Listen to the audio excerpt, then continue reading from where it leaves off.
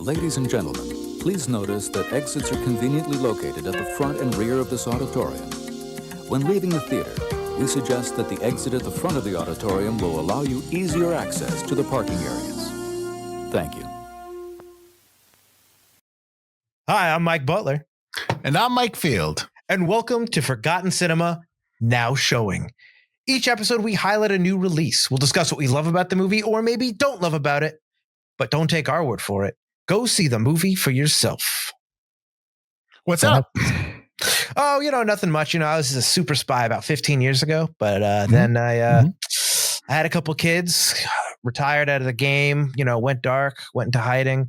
I was living the perfect suburban life until all of a sudden I got videoed throwing some dude off a balcony at a club and somehow not getting in trouble for it. And then, my CIA handlers found me. They wanted some device that could shut everything down in the world. They started chasing me. They kidnapped my kids. I had to meet my estranged mother. It was a whole thing. It's interesting. Once again, you have lined yourself with the Cameron Diaz, the female in this version. No, I was going to go with I was going to go Jamie Foxx, but then Cameron Diaz has more stuff going on. So I had to. She does. I had to switch over to her character. So that's right. We are doing the Netflix movie, our first Netflix film, our first streamer. No, right? Not our first streamer. What did we do for? We've done a couple of Amazon movies. I believe we've done 2 Amazons, at least one. At least Roadhouse. Yeah, we've done at least Roadhouse. You're right. This is our first Netflix now showing episode. So that's something, I guess. Yes, Mike and I both watched this over the weekend at one point. I think we watched it on the same day because you texted me. I texted you 20 minutes before you started watching it. Yeah. Yeah. And I was like, I haven't even started. Hold up. So then I started. And then I was like, am I spoiling anything? Not that my thing was really a spoiler. And I was like, you're just into the movie. You're being your usual cynical self. And your hatred was coming through that text. And I was like, oh, here we go. Oh, yeah. Sure. I'm the cynical one. So for those who don't listen to our now showings regularly and listen to the main show, we do a little different. We don't kind of go through the notes and go through the facts or anything like that, because obviously it's a newer film, so there's not a lot of we can't tell you your box office take. We could, but we don't really dive into that. Right. We just kind of talk about what our thoughts about the movie and whether we liked it or not, and then that's pretty much it. We just kind of talk about a new movie. So yeah, it's a film discussion, not a review. So there's going to be spoilers. Oh, absolutely, yes, there will be spoilers. And yeah. So Mike, I guess where would you like to start off here? Where would you like to start us off? Positive, let's start negative? How we usually do. Field, what did you think about the movie? I had fun. I enjoyed it. I mean, it's with the caveat of, yes, there is some things that I was just like, It's tough because I want to say the action was decent, but I'm always like, well, if any of it's real, if how. I always we've talked about this. I prefer practical effects over CGI or green screen or stagecraft or wherever we are. So and there was some stuff the chase had some stuff, but a lot of it, I just felt like they're not there. This is not real, and I don't know. It's just, it is, I guess I need to get over that because this is modern filmmaking. This is not, representative of just Netflix films or streamer films or films on the cheap. This is modern day filmmaking, and these are the tricks they use to lower the budget. So I have to get over that. But then again, so I enjoy some of the action. There was that caveat of, oh, is that real?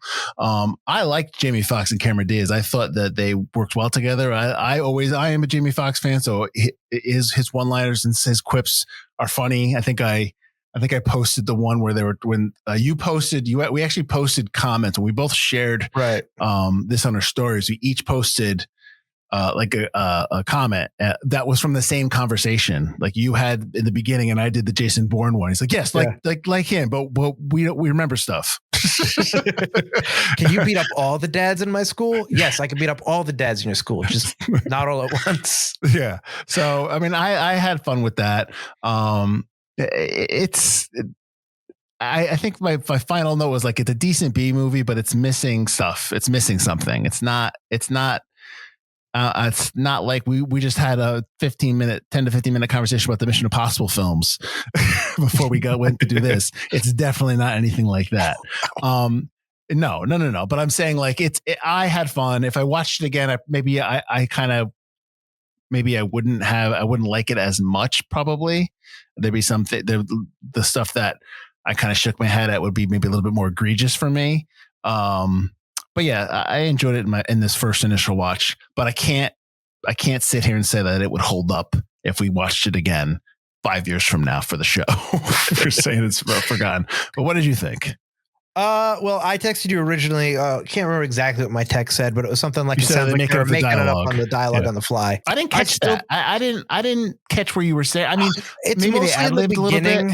It's mostly in the beginning. Just everything they were saying just sounded like they didn't know what the plot of the movie was going to be. All the flashback stuff. Like I texted you while like that 15 years earlier thing was going on. After that, it did pick up a little bit more. I feel like they got a little bit more into their characters. They were a little less tight. It didn't feel as everything's written in the script poorly kind of thing. And Jamie Foxx definitely like some of his ad libs, what I assume are his ad libs, his jokes are really good. And him and Cameron Diaz do have a really nice chemistry. I would have liked to have seen them more of a couple. Like they're always on the run. So you don't really get that kind of like they're really good friends, but they don't really get those like, you can play Ella's For the Way You Look Tonight while they're beating up bad guys, but I need a romantic scene between them where they're kind of like something a little bit more than that note when he has the note in her mother's place.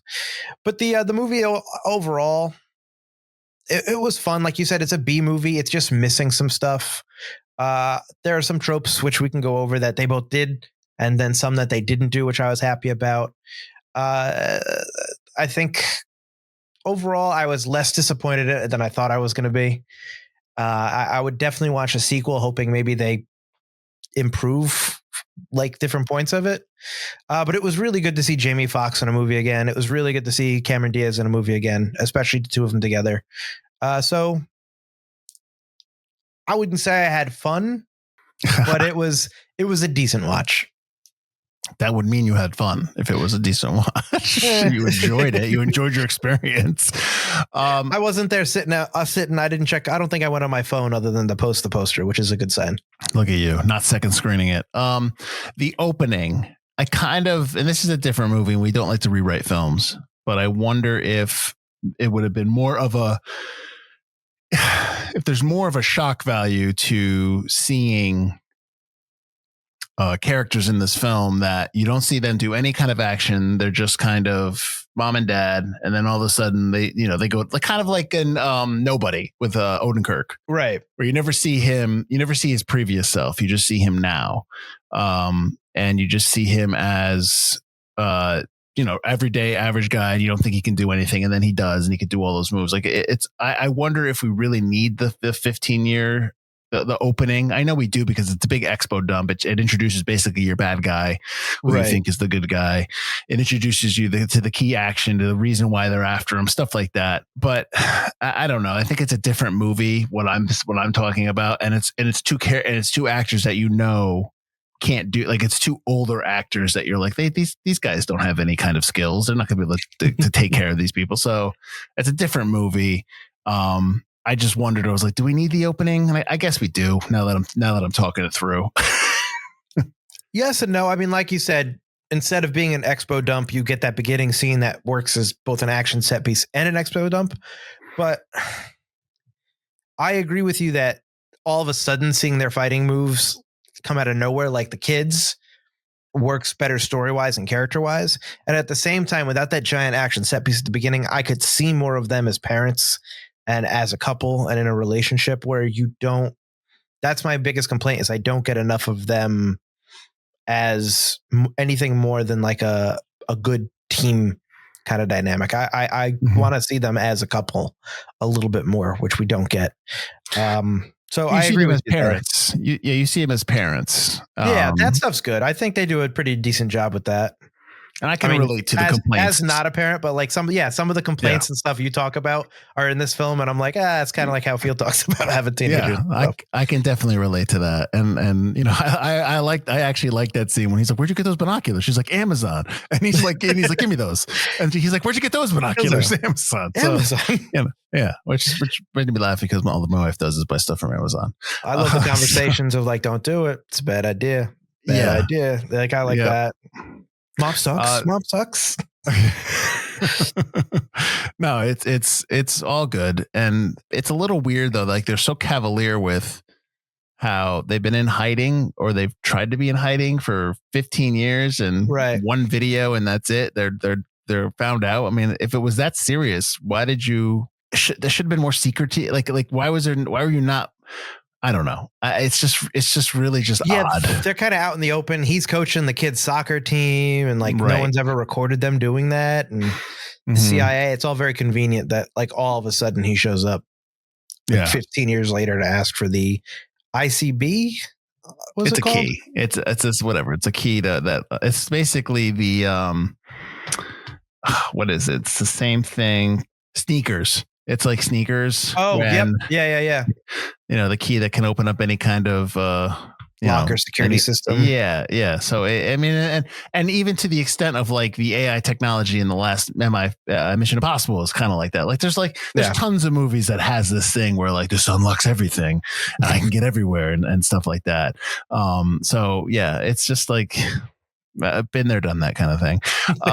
I wanted to ask you this because this kind of it bugged me. And I was just like, this makes no sense. There was two and I forgot the second one, but I did remember the first one. So when they kidnapped the kids at the end of the film and Leo, the son, puts his the thumb up and you see the ring, the Aura ring that tracks his movements. It has a GPS tracker in it. And that's how they can track him. And they do track him. They're on the computer and they're looking for him. And she's like, she gives them the coordinates. She's like, they're at the Tate Modern, which is a place in London. Okay, let's go there. And so they show the location and they're there and they go there. And so the camera goes there in terms of like, okay, fast forwards. Obviously that's a different day. So it's the next night or whatever. They go there. You see the van pull up to the Tate Modern and the kids get out of the van. So they weren't at the Tate Modern. They were in a van being taken to the Tate Modern that night. Yeah. So how'd you get that location? You didn't get that location. That doesn't make any sense. And I was just like, that's really bad. Like that, come on. That's weird. And then I feel like we're missing a scene there because right after that scene where they find it there in the Tate Museum, Jamie Foxx asks the Glenn Close's boyfriend, Nigel, right? Nigel, you got a tux? What kind of spy doesn't? And then they cut to the bridge. And they're just running. Pans down and they're running full sprint. It's like you didn't pull up to the thing. You're not a taxi. Yeah. Would you run all the way from London? I feel like we missed, like there's a missing little action beat there that is why they're all of a sudden running instead of just pulling up to the museum. It just, that cut made no sense to me. It was really jarring. I was just like, what? Did you like Glenn Close in this film? I did. I thought she did a good job. She's very similar, I felt, to Helen Mirren in the Fast and Furious films, where she's like an older lady, but she's been a spy, or like Jessica Walter's character in Archer. Just very similar to like that. Like, hardcore ex-spy, no nonsense, bad mother, kind of a neglectful mother kind of a thing.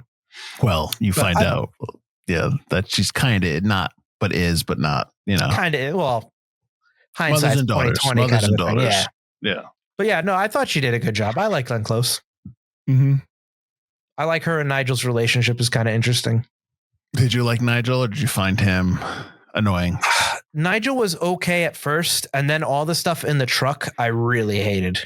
When he's in the truck talking to the lady, like he argyles, which is cool. He gets his little argyle moment of crashing his car and being the hero. And then like he doesn't know how to do anything. And he's freaking out and he's asking the lady who's passed out, and it just goes for too long and it gets really annoying. I feel like that was a lot of ad libs. I feel like that was a lot of him just like, hey, you're doing this, and they just kind of gave him a little breath to do what he needs to do. So I felt that was like that. Did you think it went too long? Yes, because they kept going back and forth, and it was just like, and it's a better win for Nigel if he can actually crack through it, kind of like not just bang the computer and then like it worked. Like it's more like you really want him to kind of like almost like take a deep breath and be like, I can do this, and boom, it's a Linux system. You want that Jurassic Park moment. You kind of want him to. Because you want him to have that win, because the entire movie he's a buffoon pretty much. Like he's well mannered, well natured. Yeah. He thinks that he's obviously not in any kind of service. He's just her boy toy, which is fine. And then at the end he basically goofs his way into saving the day, which okay. But yeah, I kind of wanted a little bit more of a win there for him. Yeah, I was glad. And this is like part of like one of the trope things they didn't go into. They didn't have the kids become spies. Not really. Like they hint at it. Like they hint at it. Like, oh, you got spy in your blood. But I was like, don't do it. Don't spy kids me. Don't do it. I was like, no. So when Nigel couldn't do the computer, I was waiting for them to be like, yo, get your son to help me with the computer. He knows, like, because he knows video games. He could I was like, don't do it. Don't do it. Don't do it. Don't do it. Thankfully, they didn't. All he did was like, which I was cool. He did the thumbs up thing, and then he hits the bad guy with the fire extinguisher, and him and his sister push them off the boat. And I thought that was enough. I was like, I'm really glad the kids aren't recruited at the end to become a spy team, because not yet. No, not for the second movie. I mean, I wouldn't mind a sequel, like you said. I'm okay with that. Do you think they went the wrong route in the tease at the sequel, though? We have to talk about your father, and then she goes, "Did I not tell you about that?" I think that's a wasted opportunity to be like, it's Jamie Foxx's father or his mother. Like, let's get into his life. But like, why are we so focused on Cameron Diaz? Well, he already talked about in the opening of the movie that he doesn't have a lot of family, which I thought was a really, really cool line when he finds out that she's pregnant, and he's like, my favorite person is going to have my new favorite person. I thought that was an awesome line. That's a really good line. So again, it's one of those things where Butler and I makes fun of me, but we talk about, I watch a lot of stuff because there's always something that pops out even in a movie that's not so good. Right. And it's like that kind of dialogue. If that was in a better movie, or it was in, I don't know, if it was in like a really better movie that did a lot of money, everyone would be talking about that line, because that's such a good line. Yeah. There's some good line. I love the line at the end where the kid's like, can I tell Connor? You ain't telling Connor shit. Y'all gonna have, we're gonna say y'all had mono. I like awesome. When they fight the guys and they come out like, oh my God, did you see those guys? And they're like, did you see what we just did to them? Let's go get in the car. Yeah. Or when he gets the kids, no M&Ms. He's still just concerned about that. That girl, you killed that woman. I go, no, she's just unconscious. She's fine. She's fine. She's fine. So there's a lot of good lines. You're just mad because he's white. Your mother's white. I know. That was great. And I like that at the end too, because that's such a dad thing too. When they're celebrating, she scores the kick, and the kid, her boyfriend, is trying to hug her, and he's like, back off, mustache, back off. Jamie Foxx trying to get himself in between them, which is great, which is classic. And I would do that too. I would absolutely do that too. Pull the Bad Boys prison routine. No, I would do the Den of Thieves. When we talked about the garage. Yeah, when 50 Cent brings him into the garage, he's like, he's just got all his buddies there, and they're just all like jacked up, like he's scaring the kid. I would totally do that. Home by 9, right? Yes, sir. That's a great moment. So what's funny, Butler, is I figured you would come into this movie really biased, because I know you don't like Netflix films. You always rail on Netflix films. I don't. And I know that. I'm surprised that you kind of were okay with this film. But I think that's my problem with Netflix, is it's not necessarily always bad. It's just always bottom of the barrel. Either Netflix buys it because no one really wanted to put it on theater screens, or it's just kind of like, it's okay. But also, this film, I know, had a lot of issues. I know that Jamie Foxx had his medical issue right before, like during filming. So I know that they were trying to film around him, and then they realized they couldn't anymore at one point, and then they had to film later on. So there was a lot going against this film. So the fact that it's like okay is pretty astonishing considering what they went through making it. He had to relearn how to walk again. Yeah. No, he had it was a stroke, right? Yeah. He had a brain bleed that caused a stroke. Yeah, that caused a stroke. But he had 5% chance of surviving that, which is ridiculous that he's still here. But like, were you looking to see like, before and after, like which one's which? Because I was, and then I was like, I don't want to bother. I can't. I had the same thing at the start. I was like, all right, was this one now he filmed it? And then I said, you know what? I don't want to go down that hole. And no, me neither. I was like, I'm not doing that. Who cares? I'm glad he's back. That's a bad hole to go down. I'm glad he survived. So it was agreed. But I mean, that's still amazing. I think early Netflix film. Yes, I understand what you're saying there in terms of, the stuff they bring in and you're talking about bottom of the barrel. It wasn't, the stuff they're buying, but I don't think that's indicative of Netflix movies right now, not original movies, because these are all movies that are done by acclaimed directors that work in the studio system. These are not films done by like, me off the street and give it, like I'm just doing like giving a bunch of actors that are young and up and coming. Just like, yeah, see you later. Go ahead and do that. I think that might be true of the series and of the shows, in terms of like also purchasing, shows on the cheap and then kind of hyping them up and stuff like that, or shows not having a big budget. I think that's true of the shows. With the movies, I mean, this I don't know if that's so much true of the films. I mean, at least not there's been a couple films that I've watched that were Netflix originals that were decent, that were really good, and they're just not in theaters. I mean, I think you think this film would do well in theaters? I'm surprised, especially after the Jamie Foxx stuff. Just that it was so well publicized. Everybody knew it was this movie getting made, that they didn't put it into theaters. Well, Netflix has they have no skin in that game. There's no reason for them to put it in the theaters because they want people to subscribe. They want subscribers. Haven't they done it a couple times though, where they put it in for like 2 weeks and then they take it away? Those are deals that they sign with the actor, like Scorsese. Like right. Scorsese did The Irishman. Yeah, and he that was part of his contract. I'm sure was just like you got to have 2 weeks at least theatrical. Yeah, they're not going to do that for like, I think this is Seth Gordon. They're not going to do that for everybody or for certain people maybe. But even then, I don't even know if that would happen anymore. I mean, a lot of big Apple movies still don't go into the theaters. They barely are in theaters. Right. And those are some quality films. So like, what was the last one? That's the thing. It was like Apple and Amazon. I can't remember who you said, like either Amazon or Apple had like a film buyer who was like a big deal in the industry. So like they have a better eye. Netflix, I feel like there are some diamonds in the rough, but I feel like series and movies are both kind of just that. You did it on the cheap. Let me buy it for you on the cheap. Just Netflix just throws so much at the wall and tries to see what sticks. That is just so painstaking to find something decent. And it's so hard to be like, oh, this is number one in the US. Yeah, but people are dumb. And half the times the number one movie in the US or TV show in the US is a garbage show. I'm not saying like Squid Games is bad. I haven't watched Squid Games, but I'm talking about like there's some bad stuff that gets on there. It's just like, why? And it's so hard to find the quality stuff because I feel like also I'm not a fan of the UI for Netflix. Like the giant icons, it's hard to sort through. They want to put what they want to put up front, and it's so hard to find the good stuff. I would say it's a mess because there's just so much. And that's my main problem with Netflix. Netflix also doesn't have a library of older films. And I say older films, I mean like 70s, 60s, even 80s.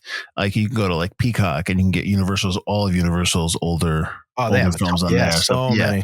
I think Amazon's even got a bunch of older films on their library. That's a knock for me a little bit, but like we're talking about Back in Action. I know kind of went on a Netflix rant there, so I apologize. Is there anything in this film that you just absolutely hated? In terms, just kind of couldn't get over, was just like, that's stupid. I hate that. I hate you for making me watch that. In terms of tropes, we talk about how I was glad they didn't make the kids spies. I didn't like, now here's where I go to my IMDb page to get character names. Chuck and Baron, that who's the good guy, who's the bad guy dynamic, or even just like Chuck getting killed at the beginning, but you knew Chuck was going to come back and be the bad guy. Like as soon as he appeared, I was like, Chuck's the bad guy. And as soon as they tried to make Baron seem nefarious, the second he reappeared, I was like, Baron is a good guy. It's like, it was immediately apparent to me. And it was just like, not a surprise. They played into the trope. And I was so disappointed because they kept keeping the kids, but they just couldn't avoid that backstabbing betrayal trope that I saw coming a mile away. It just really pissed me off. Like, I don't know. Maybe it's because I've seen too many spy movies, but honestly, I don't think you need to see that many to understand, like to know that's coming a mile away. Okay. Maybe if he wasn't more of a, if they didn't get Kyle Chandler, if they got some nobody off the street and some more no-name actor and they killed him, maybe I'd be more apt to be like, oh, well, he's not coming back. Maybe he's not coming back. But you had Kyle Chandler. I know he's not like a huge actor, but you're not shooting him in the neck and having him for. You're not going to keep him for Godzilla. Oh, I said the shows that people should remember him from. But you're not going to have him for just 5 minutes of the movie and then kill him off. So like I saw it coming, and that really was a downer for me to see that. I also thought the note was bad. It was like when they go to get the device from the well. Oh, his note to her. Okay. Yeah, Batman style Batcave type thing under the coat of arms. I feel like the note is supposed to be meaningful and romantic and nice, and with a little comedy in there, but it was just like, it fell really flat for me. And I felt like that was a moment you really could have shown them as a couple. Like, that one of my complaints about their relationship. And then it went and really fizzled for me. Back to Kyle Chandler. Did you ever see Early Edition? I've seen a couple of episodes of Early Edition, but it was not something I watched regularly. I think I watched it a couple times on like Sci-Fi. I like the concept was really cool. Yes, I believe it was. For those out there who don't know, the concept is that he would get the newspaper for the next day, right? Yeah. Next day. It was the next day, so that he really had to go quick to try to help anybody who was going to be killed or hurt or get it. Something. Early Edition. The other thing was, I want to talk about. All right, so let's follow my logic here and tell me where I'm wrong, or if I miss a scene. Kyle Chandler, Chuck is bad. You find out that he's the guy. He's after the key, and the reason why he's after the key is because when they died in the plane crash, the CIA, the agency, put it at his feet and said, this is your fault. He lost his job. He lost his family, lost his house. Right. That was because of what happened on the plane, the accident, that they were dead and they lost the key. That was why he turned bad. So correct me if I'm wrong. He was not bad before that. Correct. Okay. Him losing his job suddenly made him an international terrorist. Hang on. That's not my. Okay. No, that's I know not that. okay. But when they get on the plane, and then he tells them that they dirtied up their they dirtied up Baron, who is played by Andrew Scott, for those who are fans of Fleabag, or for those who watched the Talented Mr. Ripley show on Netflix, which I did. So he says we dirted him up to make it look like he was responsible for the stuff on the plane. That's what he said, right? Okay. He dirtied him up to make them think he was bad. Yeah. Right. Okay. Yeah. But so if Chuck was not bad before the plane, and neither was Baron, right?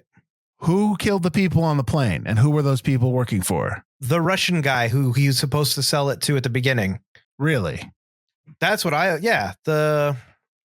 the guy he's calling the whole time, and then he screws over and he calls him and like, you should have given me more money. He's not calling him. You're talking about who Baron's calling? No, the person who Chuck is calling. Because you Chuck's think calling Baron's him? calling him, but Chuck's calling Gore. Because everyone thinks it's Balthazar Gore, and he's the main bad guy, and everyone's like, well, Baron's working for Gore, but it turns out Chuck is. That Gore is the person that was always after the device. So who's Baron calling? His superiors. Baron's on the line with he's like, I need to get special permission to go to Glenn Close's house. That whole thing like that. How they tracked them to the gas station, and she was like, how did you track them to the station? We weren't even up yet on their phones. And he's like, then he was like, I've got somebody or whatever. He's like There's a lot of gray area here, Butler. He's like, don't worry about it. Okay. Because it all just makes him seem mysterious and weird, but maybe he's just a really good spy. But no, yeah, I get that. It's just playing with tropes and like, let's purposely make him seem bad when clearly he's not. And it's just like, and clearly that lady wants to sleep with Baron and she's jealous of his obsession with Cameron Diaz. I thought that was funny. She's, what does he say? He says something like, she's with them or she's got it. And she's like, she's sure. Don't you mean they? Yeah, sure. Yeah, sure. Are you happy? Does he make you happy? I'm talking to her. No, we need to recruit her. All right. So I guess, would you tell people that, hey, you should check this out? I just watched this movie. I'm not saying, I know we, recommend it. We say it on the main show. Who would you recommend this to? But I'm wondering if you would even, if someone's saying, I'm looking for a good action film, are you saying you should check out Back in Action? It's got action in the title. Yeah. At the moment, yeah, we're kind of in a slower time for films. I feel like January, February is going to be, we got the Captain America movie coming out, which is kind of superhero-y, but it's action. But it's kind of a slower time for action. And it's got Jamie Foxx and Cameron Diaz. They're pretty decent. You can watch it at home. Almost everybody has Netflix. It's an easy watch. Doesn't require much thinking. They're really pushing the whole Cameron Diaz returning kind of thing angle. Like that's a big thing. It was 15 years since her last movie or something. It's been a while. Yeah. So, I would watch it for that. Jamie Foxx has some good lines. It's decent. It's a good, like if I went to the theater and watched this and paid, $20, I'd be mad. But you think this would be in IMAX? At this point, who knows? What's funny, Butler, is her last film, Jamie Foxx was in as well, which was Annie. That was her last film? That was her last 2014 wow, Annie. Wow. I did see a review that said Jamie Foxx and Cameron Diaz try to apologize for Annie in Back in Action. Stop. And I was like, that's clever. Annie's not that bad. It's just, it's okay. But yeah, it's fine. It was a clever It's not like the original was like, it's like the original was like so revered and it's like Casablanca. Whoa. It's not. So I would recommend it to people. I think, anytime, you and I try to recommend movies and we talk about who would like them, and it's like, people are too dumb for those movies. This is a dumb movie. So everybody's going to like it. I think it's an easy, fun watch. And I think it goes by on the, like you said, the chemistry of Cameron Diaz and Jamie Foxx. They've got some great one-liners. The parent angle is really good, and they play it really well without this going movie into is definitely. Yeah, this movie is definitely only as good as the two leads. If they don't have any chemistry, if they're just not funny on their own, or they're just not, they're just not in control of their craft in this film, this movie falls flat. Like absolutely. This movie relies on them, and then they deliver. So I think that's why I think we'd say we kind of both are cool with this film. Who would you recommend it to?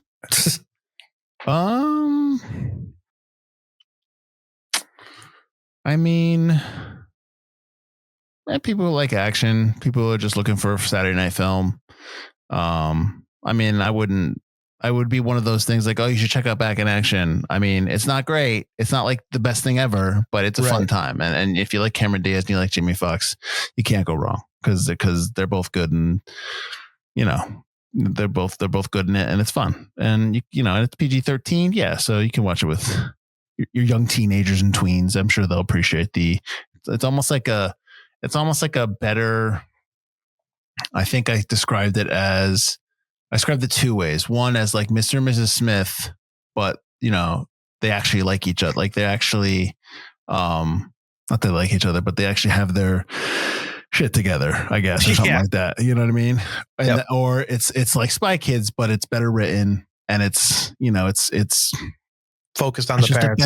It's a better written Spy Kids, because Spy Kids is fun, but Spy Kids is geared towards children, and Spy Kids is an okay script. This is a better script than that. So it's like a little bit more of an adult Spy Kids, I guess. That's probably better, I would say.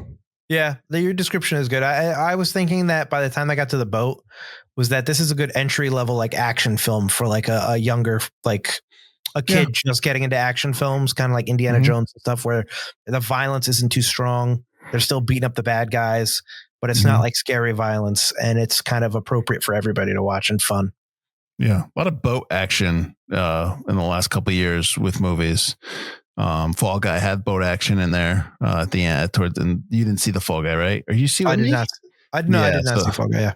Yeah, Fall Guy had that. So yeah, cool. All right, man. Tell everyone, do the spiel. Where can they find us? You can find us at ForgottenCinemaPodcast.com or wherever you get your podcast, or wherever you're watching us right now, which is on YouTube. So wherever you're listening to us, watching us, drop a rating, subscribe, comment. What's your favorite Jamie Foxx movie? What's your favorite Cameron Diaz movie? Just help support the show by doing that. If you want to watch us every Wednesday, we have a new episode of our main show, Forgotten Cinema, where we talk about forgotten films that seem to be forgotten by audiences, whether it be because a more popular movie was released at the same time, or the audience simply didn't catch on to the movie in its initial run. We discuss what we love about it, what we don't love about it, give you fun facts about its production, and more. Again, that's every Wednesday, wherever you get your podcasts or on YouTube. If you want to support us further, we have extra episodes, even more content for you on our Patreon. And we have a merch store as well if you want to support us there. Yeah. And so this is our now showing series. So we try to do one a month, but we did 2 this month. We did Den of Thieves 2 Pantera last week. So if you want to check that out, that's on YouTube and everywhere else. Next month, we're doing Captain America Brave New World. And then in March, we're doing Sinners. And I think, Butler, is Section 31 going to be a now showing for us? Yes. Yes. So Butler's a huge Star Trek fan, and I guess I am too, begrudgingly. Begrudgingly, Star Trek. So, and we both watched. I have watched Discovery, the series Discovery. Butler has not finished it yet, and he's refusing to finish it because I will finish it by the time Section 31. Even though I know we're already at the point where the movie is. I don't have to. I will do it. Section 31 is part of that kind of universe. So we're going to be doing that as one of our now showings in February, I believe. So like I said, we'll be doing that, Captain America Brave New World, and the movie Sinners, the Ryan Coogler film. And if on our main show, we're running towards the end of season 9 right now, coming into season 20. So we got movies coming out: The Secret Life of Walter Mitty, Copland, Ad Astra, the first Den of Thieves, Bottle Shock, just to name the next 5. So, give us a listen, see what you think. We love movies, love talking about them. And, we're not always right. We're not always wrong. We're just who we are. We're just like film, I guess. I don't know. That's the best way I can describe it. We're just who we are. Hey, what can I say? I'm Mike Field. I'm Mike Butler. And this has been Forgotten Cinema Now Showing. See you later.